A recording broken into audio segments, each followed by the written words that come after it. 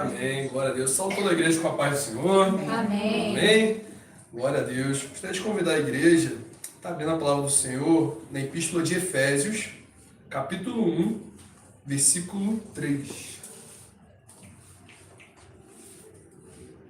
Efésios 1, 3.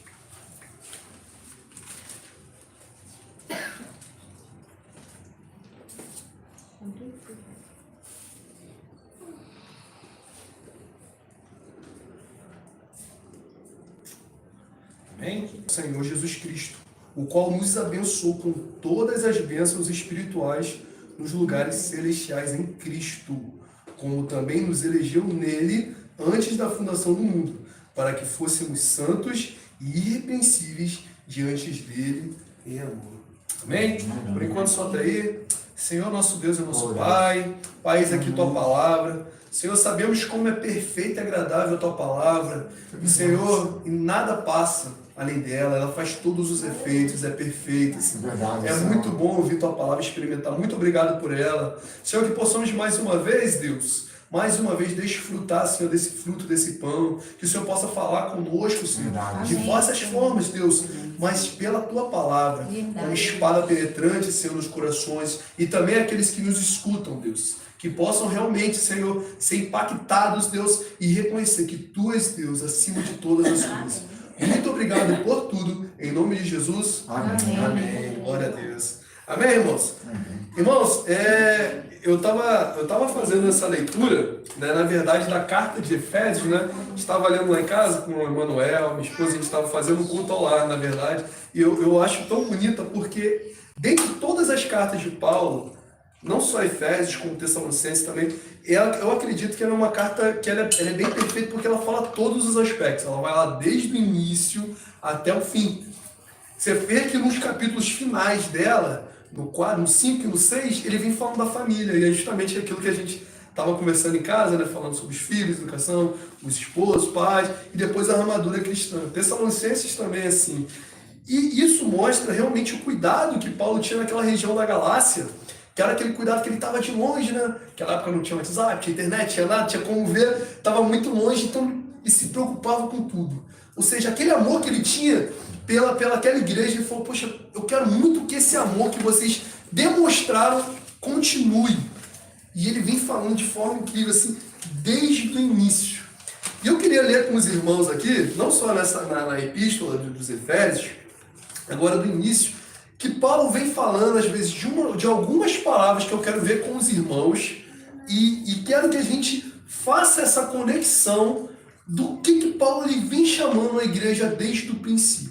Amém? Vamos ler de novo do 3? Vai falando assim, ó.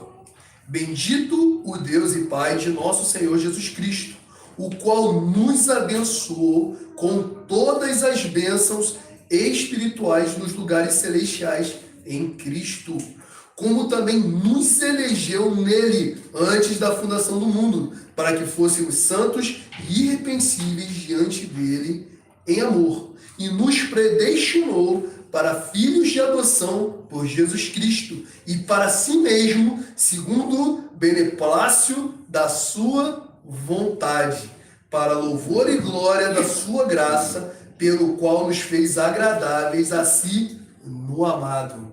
Por enquanto até aí, irmãos, esse texto, muita gente, né, de repente, muita gente, ele fala muitas vezes de predestinação, então muita gente às vezes quer usar isso como pretexto, falar, tá falando ali, ó, predestinando você. Mas vamos entender o que Paulo tá realmente querendo falar para a igreja, né? Qual que é essas 3 palavras que eu gostaria de ler com os irmãos e chamar bastante a atenção dos irmãos nisso. Primeiro, predestinação é uma palavra, realmente, bondade e esperança. Predestinação, bondade e esperança. Irmãos, essas 3 palavras a gente vai ver nesse capítulo 1 que estão linkadas uma com a outra. Né? Quem já foi realmente, aqui temos muitos pais, né? E é interessante a gente ver como que vocês como pais, vocês... Um momento da vida de vocês, a gente sonhou em ter filhos e falou, meu Deus, Eu vou ser filho. É interessante, eu vou ter filho. Interessante que quando a gente quer ter filho, está planejando, ou planejando qualquer coisa na nossa vida. Mas eu falo especial como filhos porque eu estou tentando linkar aqui o que Paulo está falando de Deus para com a gente. E quando a gente vai se preparar para ter filho, a gente não sabe ainda a cor do cabelo, não sabe nada, não sabe quais são os gostos, mas a gente imagina o melhor. Não.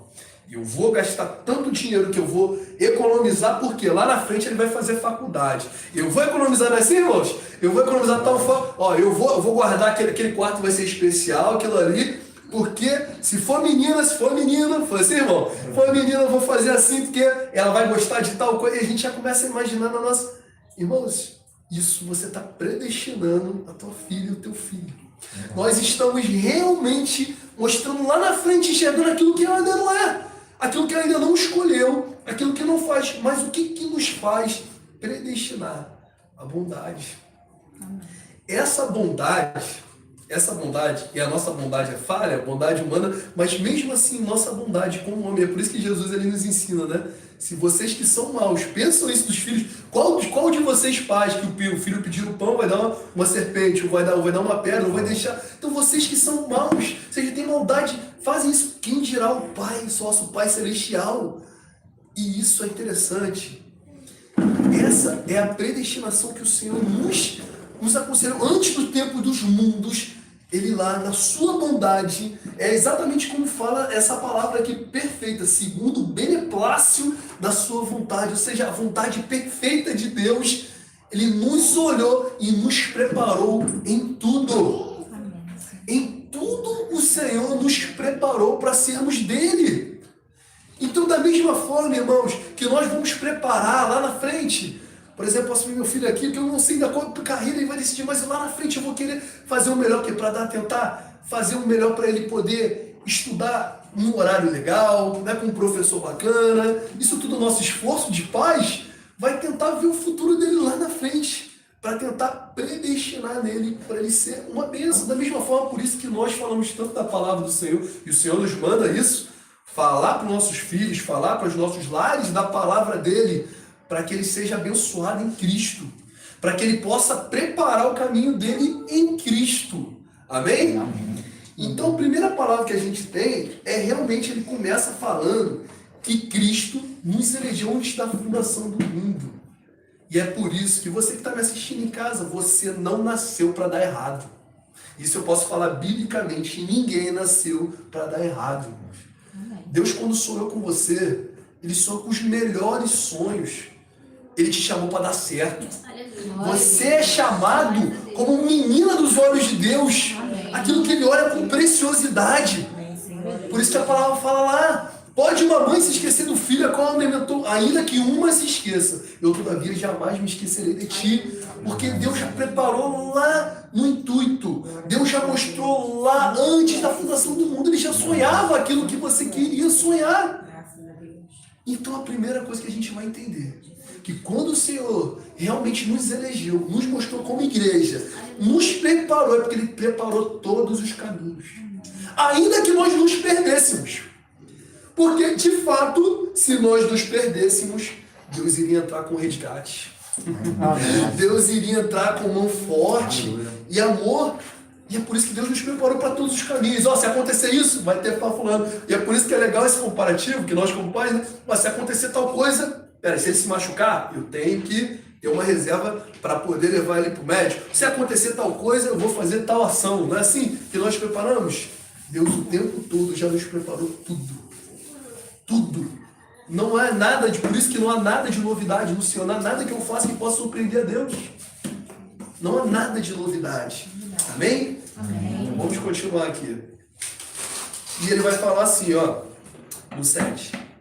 Em quem temos a redenção pelo seu sangue, a remissão das ofensas segundo as riquezas da sua graça, e que ele tornou abundante para conosco com toda sabedoria e prudência, descobrindo-nos nos mistérios da sua vontade, segundo o seu beneplácito, que propuseram em si mesmo, de tornar a congregar em Cristo todas as coisas na dispensação da plenitude dos tempos, tanto as que estão nos céus, como as que estão na terra. Nele, digo, em que também fomos feitos herança, havendo sido predestinados conforme o propósito daquele que faz todas as coisas segundo o conselho da sua vontade, com o fim de sermos para louvor da sua glória. Nós, os que primeiro esperamos em Cristo, em quem também vós estáis, depois que ouvistes a palavra da verdade, o evangelho da vossa salvação, e tendo nele também crido, fostes selados com o Espírito Santo da promessa. Olha até aí, irmãos, que palavra maravilhosa. Então, primeira coisa que a gente entendeu é que predestinação tem a ver com bondade, tem a ver com o beneplácito da sua vontade. E em que maneira Deus se mostra beneplácito da sua vontade? Ele fala, que a palavra vai falar, que é em Cristo. Quando Cristo nos resgatou e Cristo fez convergir nele a plenitude dos tempos, a dispensação da graça, nós fomos resgatados. Amém. Irmãos, eu gosto muito dessa palavra aqui, plenitude dos tempos, que eu gosto porque isso aqui dá realmente, na teologia dá uma aula isso aqui, plenitude dos tempos, porque Paulo vai falar várias vezes, agora não tem tempo que nem esse. Esse foi o tempo maior da plenitude, que realmente Deus dispensou toda a sua graça. Como que Cristo fez isso? Por quê? Por que ele fala plenitude dos tempos?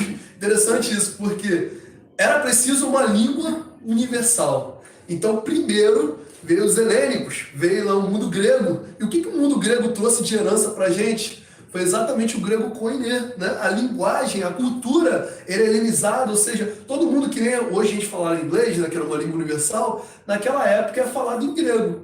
E é por isso que o Novo Testamento é escrito em grego, por isso que a Septuaginta, a Bíblia Antiga, foi escrita em grego, né? Porque o grego era o nosso inglês, era uma língua acessível a todos. Então, se você falasse para o hebreu, ele ia entender em grego. Se você falasse para o romano, ele ia entender em grego. Se você falasse para um povo longe lá na Ásia, ele ia entender em grego. E é por isso que todas as coisas convergiram para o Senhor. Isso na linguagem. A segundo ponto aqui, era preciso ter o entendimento de Deus. Por isso Israel. Por isso essa herança de um Deus único. Era essa herança das promessas que era para Israel. Terceiro lugar, esse evangelho precisava ser movido em todos os cantos, ser propagado. E para isso, foi preciso que o Império Romano, com a Pax Romana, que a gente conhece na história, as estradas, tudo isso foi feito para quê? Para os evangelistas poderem caminhar livremente, em segurança, e poderem realmente ir para os outros caminhos. Tanto que tem uma frase que a gente fala, né? Todos os caminhos levam a Roma. De fato, as estradas saíram para todas as províncias. E com isso, o evangelho foi espalhado. Isso virou a plenitude de todos os tempos. Amém? Amém. Vamos continuar aí? Ele vai falando assim, ó. Com o fim de sermos para louvor da sua glória, nós os primeiros que esperamos em Cristo, em quem também vós estáis, depois que ouvistes a palavra da verdade, o evangelho da vossa salvação, tendo nele também crido, fostes selados com o Espírito Santo da promessa. Irmãos, o nosso selo que nos garante penhor do Senhor é o Espírito Santo. E aqui é mais uma prova que nós recebemos o Espírito Santo quando nós, de fato, verdadeiramente aceitamos a Cristo. Amém. E recebemos do Senhor. Então nós somos selados. Nós somos selados pelo próprio Deus. Amém. Através do seu Espírito Santo. Amém? E vai continuar. O qual, o Espírito Santo, é o penhor da nossa herança para a redenção da possessão de Deus, para louvor da sua glória. Pelo que também, ouvindo, eu também na fé, que entre vós há no Senhor Jesus, e o vosso amor para com todos os santos. Não cesses de dar graças a Deus por vós, lembro-me de vós nas minhas orações, para que o Deus de nosso Senhor Jesus Cristo, Pai da glória, vos dê em conhecimento o espírito de sabedoria e revelação, tendo iluminado os olhos do vosso entendimento, para que saibais qual seja a esperança da sua vocação e quais as riquezas da glória da sua herança nos santos. Irmãos, quero focar bastante nesse versículo 18, para que vós saibais qual a esperança da vossa vocação. Essa palavra é interessante, esperança, né? Esperança. Irmão, já viram uma pessoa sem esperança? É uma pessoa desanimada, certo? É uma pessoa que a gente até tem um ditado popular, né? A esperança é a última que morre, né? Ou seja, quando você morreu, você já acabou a esperança. E é interessante essa esperança, né? Porque vou citar até um exemplo do irmão aqui, que fez o concurso, né? E a princípio você pensou que não tinha passado, né? Então, cara, naquele momento, acabou a minha esperança, porque meu nome não está lá, então não posso fazer, né? Os testes não posso conseguir, então acabou. De repente você fica triste, não é normal, é natural do ser humano, você, poxa, não tô dentro. E de repente, pum, uma coisa muda, o que acontece com a tua esperança? E ela renasce, ela volta com força. Amém. Era assim nossa vida com Deus. Porque antes nós estávamos sem Cristo. Por isso que Paulo vai falar lá que nós, quando estávamos sem Cristo, estávamos sem esperança. Estávamos afastados das promessas de Deus. Porque de fato pecados nos distanciados e nós não tínhamos herança com o Senhor. Mas aí quando Cristo vem, o que acontece? Nós somos resgatados e somos selados para o Senhor e automaticamente viramos herança dele. Amém. Lembra que a gente falou? Só tem herança quem é filho. Filho, quando nos tornamos filho de adoção, nós tornamos posse, tornamos herança do Senhor e herança em Cristo. E isso nos faz surgir a esperança. Então, irmãos, 3 palavras que a gente vai entender. Eleição ou predestinação, como você quiser, ou seja, Deus já predestinou lá nos tempos, beneplácito, bondade e por último, para quê? Para esperança. Então nós precisamos entender qual é a esperança da nossa vocação. Nós somos chamados para ser herança de Cristo. Somos chamados para ser herança de Cristo. Não somos chamados para ser herança do mundo. Esse é o problema. Quando nós não sabemos qual é a nossa esperança da nossa vocação, nós erramos. Esse é o grande problema das pessoas. Muitas pessoas querem entender Cristo, mas de fato não conhecem a esperança pela qual Deus nos chamou. Ele começa a colocar os seus olhos em outra esperança. É cultural, né? A gente querer aquela, não, eu quero a felicidade como consequência, não ela por causa. Nós queremos aquela. Essa tem sido a esperança das outras pessoas. Eu quero esperar naquela minha riqueza do agora. E não que Deus não vai nos dar, porque Deus nos abençoou com todas as riquezas espirituais. Mas a diferença é que as pessoas estão colocando a esperança em algo fora de Cristo. E quando você põe a esperança fora de Cristo, você de fato não está com aquela herança do Senhor. Se você não tem herança do Senhor, você não é filho, você não tem possessão. Isso tudo está entrelaçado, irmãos. É importante a gente ter esse conhecimento, porque Paulo ele vem falar. Repara que realmente é o primeiro livro de Paulo, por isso que eu gosto muito da carta de Efésios, que ele vem falando, ó, qual é a esperança da vossa vocação? Deus te colocou para dar certo, Deus te elegeu lá na fundação do mundo para fazer você herança. Deus nunca colocou você para dar errado. Deus não te pôs para dar errado. Deus te chamou para o melhor. Por isso ele te entregou o melhor da sua terra. Ele te entregou o melhor, ele te entregou Cristo. E sabe, de onde Paulo ele tira isso? E é interessante isso, porque outro dia, irmão, eu estava vendo um debate a respeito disso, a respeito de Jesus ser um Mashiach, né? Através de um debate muito bom, até com Saião, um judeu ortodoxo, eles conversando muito bom, até depois eu te mostro lá, né? Porque eles começam a falar de vários assuntos, né? Mas é interessante que o judeu, né, que é ortodoxo, ele fala, não, eu reconheço Isaías 53, tem uma dispensa, mas ainda não é. Pode até ser uma Mashiach, mas não é uma prova cabal. E é interessante isso, porque o irmão, na época, o irmão que estava apresentando, ele falou, realmente, irmão, você está se cumprindo, que Deus esconde algumas coisas dos sábios e entrega aos ignorantes, e dá as riquezas da sua glória aos ignorantes, e mostra. Porque Paulo, essa plenitude, ele não tirou à toa do Senhor na sua vocação ir lá, entregar Jesus, e através de Jesus nos resgatar. Vamos abrir, irmão, só para a gente fazer um paralelo em Zacarias capítulo 2, por favor.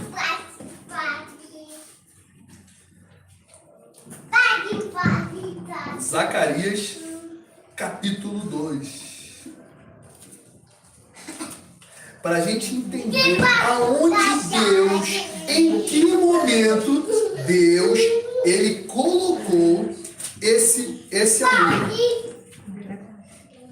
Irmãos, vamos ler o texto depois irmãos podem ver?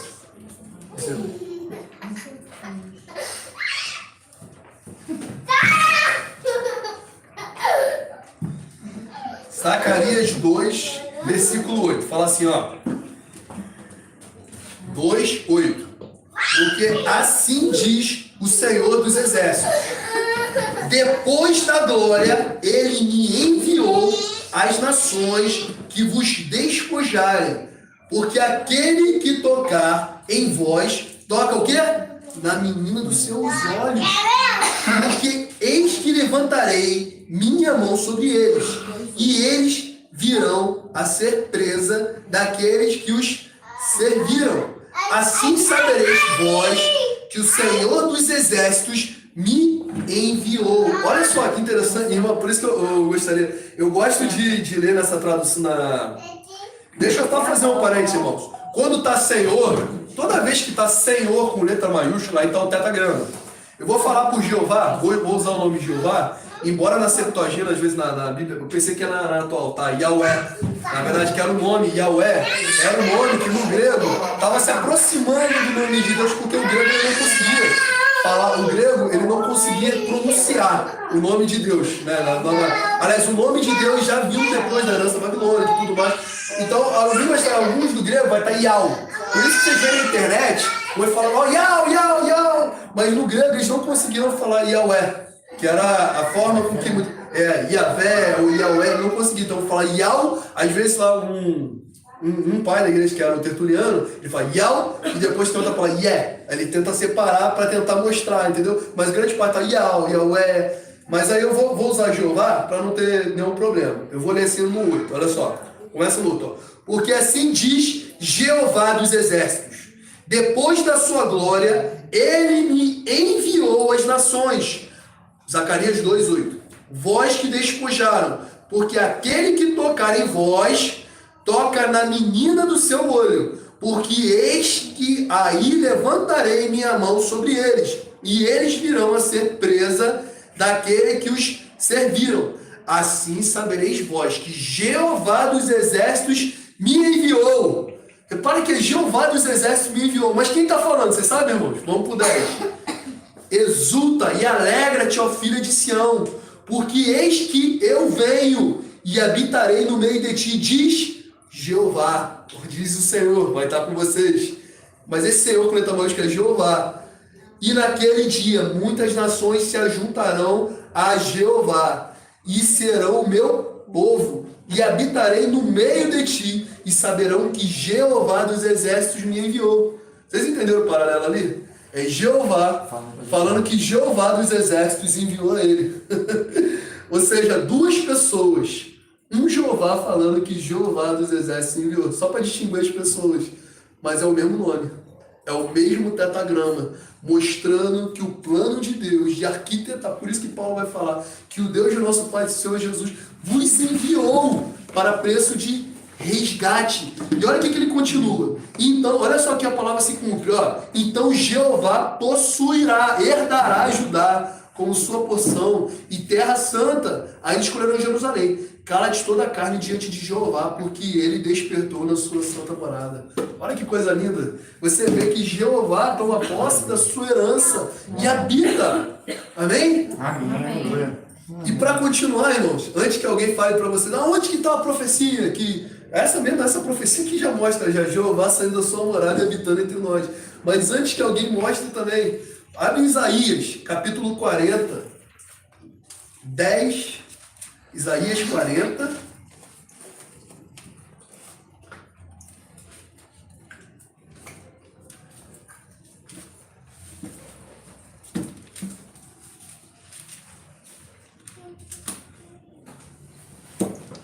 Isaías 40,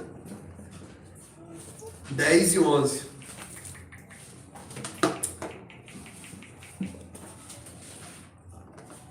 Olha o que já tinha Deus anunciado nos tempos anteriores.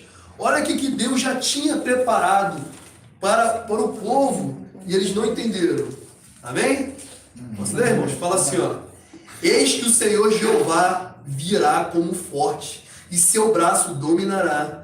E eis que o seu galardão vem com ele e seu salário diante da sua face. Olha lá. Como pastor, ele apacentará o seu rebanho e entre os seus braços recolherá os cordeirinhos e os levará no seu regaço e as que amamentarem, ele as guiará mansamente.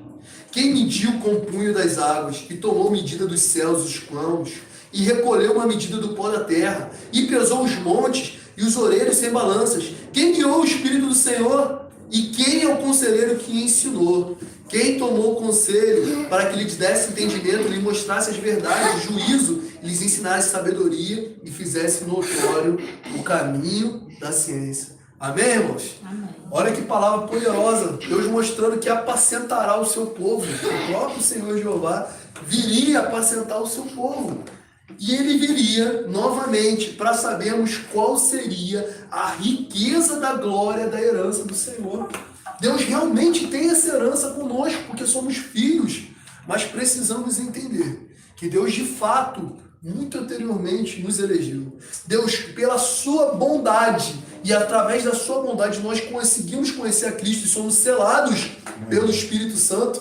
E através disso sabemos qual é a esperança da nossa vocação. A saber, ser herança de Cristo e co-herdeiro com Cristo, e com Ele herdamos todas as coisas. E vai falar 19. E qual sobre excelente grandeza do seu poder sobre nós, os que cremos, segundo a operação da força do seu poder, que manifestou em Cristo, ressuscitando dentre os mortos, pondo à direita dos céus, acima de todo principado, e potestade, e domínio, e todo nome. Vou ter prefere, tá, irmão? Desculpa.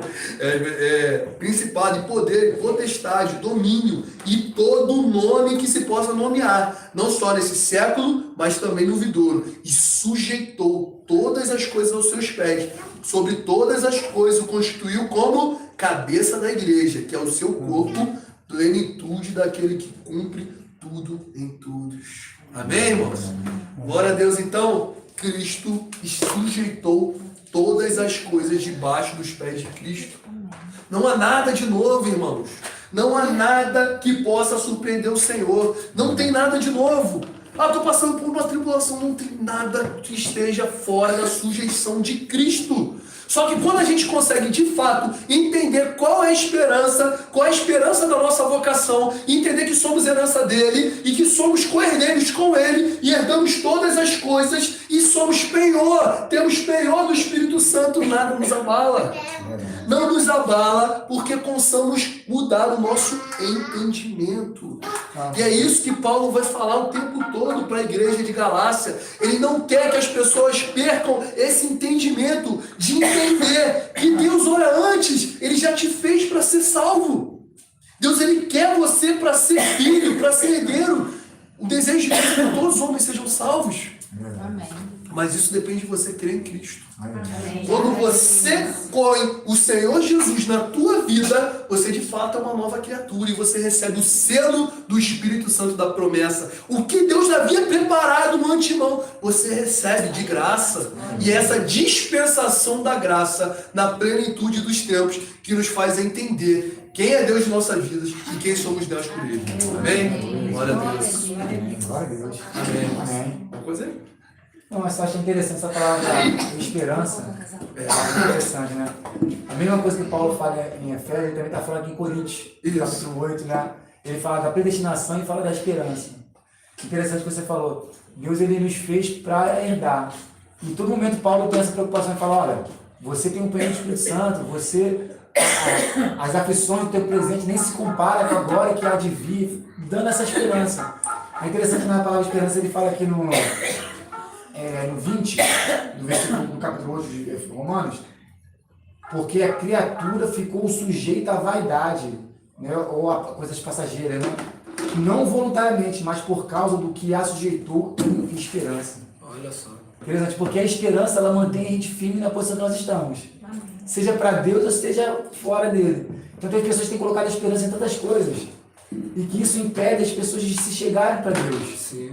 Porque a esperança dela está naquela coisa passageira, ela não consegue enxergar, porque está esperançosa. Então a esperança ela mantém firme. Então Paulo está falando, olha, continue firme no que o Senhor te ofereceu. Sim. O Espírito Santo, que é o penhor, né, de Deus nas suas vidas, continue firme.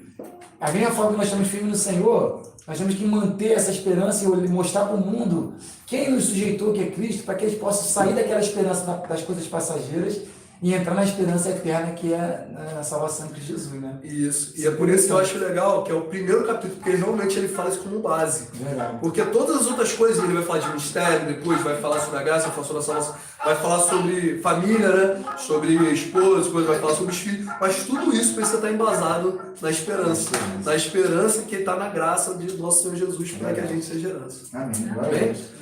Amém, irmãos? Vamos ficar de pé?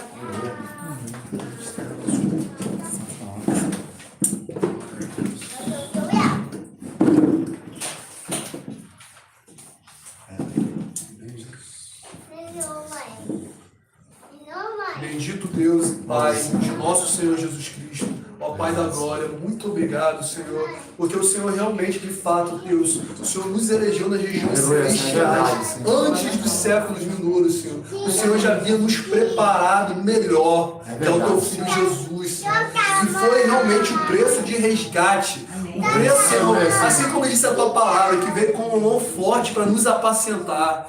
Ó Deus, que possamos de fato, Senhor, manter acesa essa nossa esperança, entender o nosso entendimento na vocação da esperança, que é realmente, Senhor, sermos herança Tua, sermos co-herdeiros com Cristo, estando firmemente inabaláveis na Tua fé, Pai. Muito obrigado, Senhor, porque tem nos guardado. Muito obrigado que tem guardado cada um de nós, cada pessoa mesmo que esteja longe, o Senhor tem, Senhor, se achegado, Senhor, a cada um.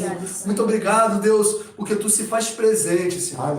Toma a vida de cada um aqui, Senhor, a semana de cada um aqui, Senhor. Que o Senhor possa estar, Deus, realmente visitando, Senhor, em nome de Jesus, em cada trabalho, em cada lar, as pessoas, Senhor, que estão nos vendo nesse momento, Senhor, que possa entrando como um forte. Que se essa pessoa agora decidir, Senhor, caminhar ao Teu lado, que cele com o Teu Espírito Santo, como diz a Tua palavra, que ela veja realmente esse reconhecimento da Tua glória.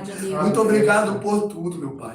Muito obrigado, Deus, e toma a vida de cada um, Senhor. Muito obrigado por tudo, em nome de Jesus. Amém. Amém. Faz assim com a tua mão, vamos lá. Amém. Que o amor de Deus Pai, a graça do nosso Senhor Jesus Cristo e as doces consolações do Espírito Santo seja com todos nós dizemos Amém. Glória a Deus. Vai encerrar nosso culto. Amém. Canal teu praxia, denunciando a heresia, evangelho falecido, que de Cristo se esqueceu e o substituiu por dinheiro no altar. Show com luzes pra impressionar, quem da Bíblia se afastou e a porta estreita trancou. Trocaram a verdade pela mentira, o arrependimento pela exaltação. Trocaram o choro pelo aplauso, o evangelho pela emoção.